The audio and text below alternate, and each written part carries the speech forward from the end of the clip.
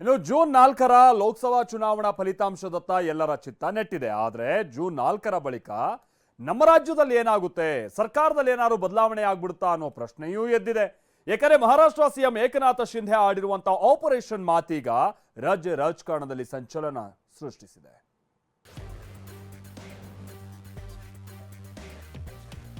आमच्याकडे पण नाथ ऑपरेशन करायचं आहे. नाथ ऑपरेशन म्हणजे काय? बरे तुम्ही केलं ते एकनाथ शिंदे, एकनाथ म्हणजे नाथ ऑपरेशन. कर्नाटकमध्ये पण आपल्यासारखंच काहीतरी चालू आहे. लोकसभेच्या नंतर तिकडे होईल. ಇದೇ ಮಹಾರಾಷ್ಟ್ರ ಸಿಎಂ ಏಕನಾಥ ಶಿಂಧೆ ಆಡಿರುವ ಇದೇ ಮಾತೀಗ ರಾಜ್ಯ ರಾಜಕಾರಣದಲ್ಲಿ ಸಂಚಲನ ಸೃಷ್ಟಿಸಿದೆ.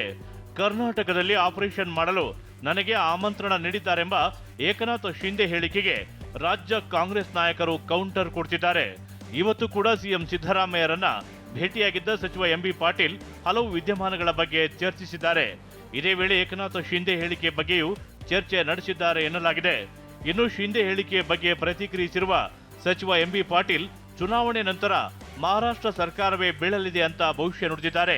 2/3 ಅಂದ್ರೆ 90 ಶಾಸಕರು ಬೇಕು. ಅದನ್ನ ಹುಡುಗಾಟ ತಿಳ್ಕೊಂಡಿದ್ದಾರೆ ಅವರು. ಏಕನಾಥ್ ಶಿಂಧೆ ಚುನಾವಣೆ ಮುಗಿದ ಮೇಲೆ ನೀವು ಬರೆದಿಟ್ಕೊಳ್ಳಿ, ಏಕನಾಥ್ ಶಿಂಧೆ ಶಿವಸೇನಾ ನಿರ್ಣಾಮ ಆಗ್ತದೆ. ಆಮೇಲೆ ನಮ್ಮ ಅಜಿತ್ ಪವಾರ್ ಅವರ NCP ನಿರ್ಣಾಮ ಆಗ್ತದೆ. ಅವ್ರು ನಮ್ಮಲ್ಲಿ ಏನೂ ಮಾಡ್ಕೊಳಕ ನಾವೊಂದು 5 ಮಂದಿ MLA ಕೂಡ ಏಕನಾಥ್ ಶಿಂಧೆಗೆ ಡಿಸ್ಟರ್ಬ್ ಮಾಡೋಕ್ಕಾಗದಲ್ಲ. ಏನು ದೊಡ್ಡ ತೀಸ್ಮಾರ್ಗ ಅಲ್ಲೇ ಏನು ಕಡಿಯೋದಾಗಲ್ದ, ಅವನಿಗೆ ಇಲ್ಲಿ ಬಂದು ಏನು ಕಡಿತಾನ ಅವಾಗ ಗಂಡಸಿದ್ರು ಬಂದು ಸರ್ಕಾರ ಮಾಡು ಅಂತ ಹೇಳ್ರಿ ನೋಡಮ್ಮ. ಏಕನಾಥ್ ಶಿಂಧೆಗ ಅವ ಏನಾದ್ರೂ ಗಂಡಸಿದ್ದ ಏನು ಸ್ಟೇಟ್ಮೆಂಟ್ ಕೊಟ್ಟಾನ, ಬಂದ್ ಗೆಲ್ಸಂದು ಒಂದು 4 ಮಂದಿ MLA ಕರ್ಕೊಂಡು ಹೋಗಂತೇಳಿ. ಕೈ ನಾಯಕರು ಸರ್ಕಾರವನ್ನ ಟಚ್ ಮಾಡೋಕೆ ಆಗಲ್ಲ ಅಂತಿದ್ದಾರೆ. ಆದ್ರೆ ಚುನಾವಣೆ ಮುಗಿಯಲಿ ಕಾಂಗ್ರೆಸ್ ಶಾಸಕರೇ ಸರ್ಕಾರ ಬೀಳಿಸ್ತಾರೆ ಅಂತ ಆರ್ ಅಶೋಕ್ ಹೇಳಿದ್ದಾರೆ. ಪಾರ್ಲಿಮೆಂಟ್ ಚುನಾವಣೆ ಆಗಲಿ, ಪಾರ್ಲಿಮೆಂಟ್ ಚುನಾವಣೆ ಆದಮೇಲೆ ಎಲ್ಲನೂ ಕೂಡ ಏನಾಗುತ್ತೆ ಅನ್ನೋದು ಅದು ಬೀದಿಗೆ ಬಂದೇ ಬರ್ತದೆ.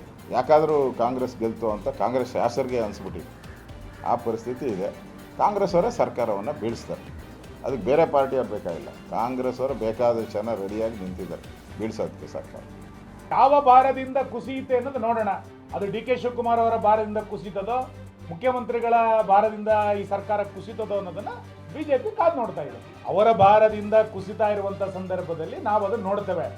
ಒಂದು ಸರ್ಕಾರ ಅದರದೇ ಭಾರದಿಂದ ಕುಸಿತಾ ಇದ್ದದನ್ನು ನೋಡಿದಾಗ ವಿರೋಧ ಪಕ್ಷದಲ್ಲಿ ಕೂತ್ಕೊಂಡು ನಾವೇನು ಸುಮ್ಮನೆ ಕೂತ್ಕೊಳ್ಳಿಕ್ಕೆ ತಯಾರಿಲ್ಲಲ್ಲ. ಜೂನ್ 4ರತ್ತ ಎಲ್ಲರ ಚಿತ್ತ ನೆಟ್ಟಿದ್ದು ಫಲಿತಾಂಶ ಏನಾಗುತ್ತೆ ಅನ್ನೋದನ್ನೇ ಕಾಯ್ತಿದ್ದಾರೆ. ಫಲಿತಾಂಶದ ಬಳಿಕ ರಾಜ್ಯದಲ್ಲೂ ಬದಲಾವಣೆ ಬಿರುಗಾಳಿ ಬೀಸುತ್ತಾ ಅನ್ನೋದು ಕುತೂಹಲ ಮೂಡಿಸಿದೆ. Bureau report, TV9.